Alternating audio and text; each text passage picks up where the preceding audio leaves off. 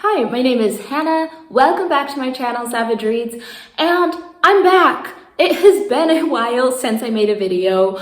I had a mix of things that kept me from reading the past couple weeks. I did get a horrible flu that lasted more than a week and was one of those miserable lay in bed. I can't focus on anything. Even a TV show playing is not gonna get my attention right now. Kind of sick. And so that didn't help me out. And then we had Holy Week, which was great. And my kids were home and we got to have a lot of fun together. And so I didn't end up reading a lot then. But I've read a few things and I want to talk about them. So let's get into that soon. But to start out with, quick announcements. I was featured in an amazing video for Misery May on Scott's channel at Gunpowder Fiction and Plot. So go make sure to check that out. It's a really fun video with a lot of different recommendations for some miserable books, and I ended up getting 2 books recommended in there, mostly because I gave Scott 2 videos because I didn't know if I should do a fiction book or a nonfiction book. So I sent in both. So go check out that video. I will link it down below. It's a great one if you want to read some miserable books for the month of May. And another quick update, we have my embroidery. Now, the same reasons I haven't read much in the past couple weeks mean I haven't done as much embroidering as I normally would as well, but I have done a little. So where I am, I'm still working on the bookshelf. I'm still looking for some new inspiration for a project I'm really excited about, but I'm liking the bookshelf more and more. So this is my little curated bookshelf. I am using hot glue to kind of give texture to the spines of the books, which I think is turning out kind of fun. I'm having a good time. I am thinking that I don't know. I'm thinking I might give this one away as like a giveaway. Maybe if I reach a big milestone on the channel, I could give this away, send it to somebody. I don't really know, but I'm having a fun time making it at least. I just don't know what I'm going to do with it when it's done. And that is not all that's going on right now. So more bookish things. Tomorrow is the Dia de Sant Jordi here in Catalonia. And it is the best holiday for book lovers. So you get to either give your lover a rose or a book. And so all over town, there are little book stands.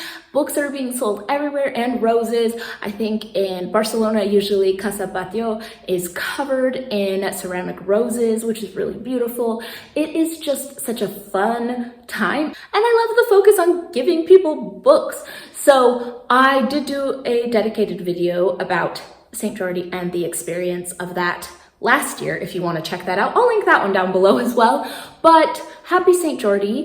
So let's get into talking about the books. The first book that I want to talk about was a recommendation from Melinda at A Web of Stories, and I am so grateful for this recommendation. I have been having this problem where all of my books lately have been nonfiction, and that's not normally a problem. I love nonfiction, but I needed a bit of a break, and this was great. I read 1,000 Ships by Natalie Haynes, and this is another one of those Greek story retellings, especially a female-centered Greek retelling. And this is talking about all of the different women in the Trojan War and their stories.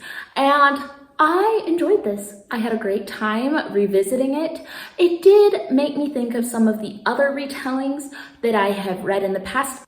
This reminds me a lot of Electra by Jennifer Saint or Ithaca by Claire North, which are both really great retellings.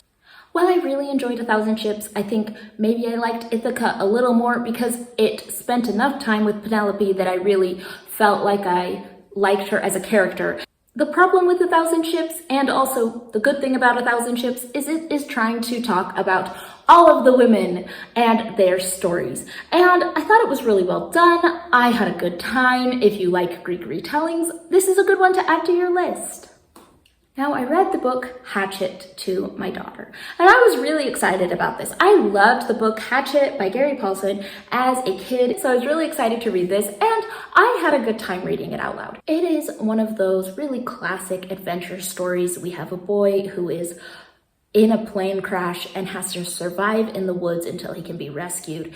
And I enjoy the kind of survival story that this is. Reading it out loud as an adult, I noticed a lot of things that I didn't notice as a child. The way that the author writes this book is very repetitive. So sometimes it feels very effective because it gives it a sense of time moving through, plodding along, because not much is happening, but you need to feel like he's been stuck in the woods for a long time. So it made sense maybe as a device, but you do start feeling like, okay, how many ways can you say the exact same thing, right? Instead of saying, oh, Brian was really hungry, he would say, Brian had a pit of hunger in his stomach. He needed food. All he could think about was his hunger. The emptiness inside him was starting to gnaw at him. He really needed food. The hunger. That's kind of what you're gonna get out of the whole book. Every paragraph you could probably slice out half of the words and it still would make sense. But I kind of understand why it was used in this context. So this book still ends up getting a 4 out of 5 stars for me. Really fun. I enjoyed it. I did just find the writing to be rather repetitive, and it sometimes worked and sometimes was like, okay, maybe we could just say that one way and not repeat it 10 different times with different words, because it did start to feel very repetitive, especially when you're reading it out loud. And you realize, wow, I have a sore throat and I'm reading this out loud and I've just wasted half of the words that have come out of my mouth. So I still liked it, but the writing is a little bit of an interesting one. So Caitlin at Band-Aids Books recommended the book Beautiful Country by Qian-Julie Wang. And this is a memoir by the author talking about her life growing up first in China and then with her parents immigrating to the United States and living in really awful poverty. Now, this book is covering her life, her time as her parents work in these sweatshops when they were professors in China, and the experience of being a child in an undocumented family and how difficult that can be. I thought at times that this was really heartbreaking and very important when you are talking about immigration and understanding that human aspect of people moving to different countries for opportunities and how difficult that is and how they may not always be able to have the right documents and what kinds of things it takes. And I think that this book did a great job at inhabiting that space where it was that change from her life living in China to living in the United States and how difficult the adjustment was. I thought that all of that was really well done. The only reason that this book doesn't get a 5 stars for me is it kind of ends right when I want to see where things are going.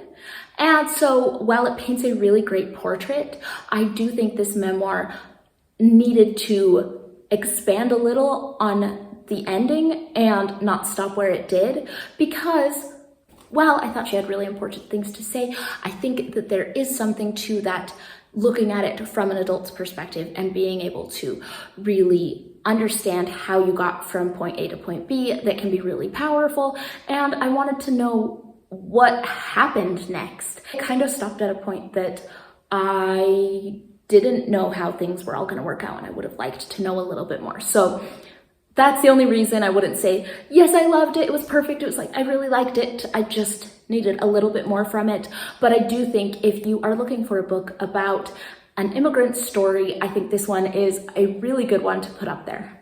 And those are all the books that I am going to talk about today. I will be back soon with another book wrap up because I'm back into reading again. And if you have any recommendations, especially if it is something fun to break up my list of nonfiction books, let me know in the comments down below. And I will see you all on the next one.